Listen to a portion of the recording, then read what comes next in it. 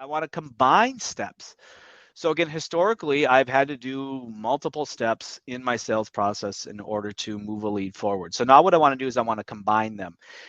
So once I get a project scope, I'm going to go ahead and review that prior to the first call. Now, I might be able to look at that right now and say, you know what, this is not something I'm interested in doing. So I can disqualify a lead based on maybe it's a type of project, maybe it's too small. I'm too busy. I don't want to take on a small project like this. Perhaps it's the location where it's located. It's an area I don't serve, or it's too far.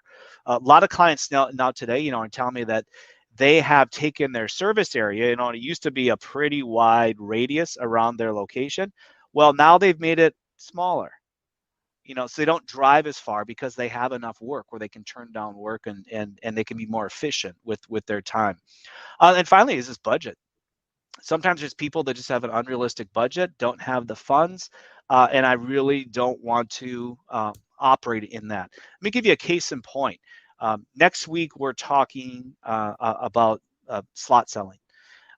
And because of supply chain issues, because of labor issues, it limits the amount of jobs that we can produce year in and year out. We've talked about that a lot leading up to this week. So why would I take and fill one of my precious slots with a low volume job and perhaps a low margin job when I can save it and get a high margin job and a higher volume job? It makes no sense. So if it's a budget that's not realistic or something that I want to work with, I can politely decline it. Perhaps I'll even refer them to one of my competitors and said, hey, we're no longer doing jobs like this or serving this location or doing these budgets below this certain price point. However, this builder over here is a nice builder to work with. We recommend you go with them. So first you qualify them and you make them do something, and you create the emotional connection, and then you disqualify them. Yeah, sometimes we have to disqualify them because Yeah. they still might go through that first hurdle, if you will, or that first step of scheduling the appointment, of providing the project scope.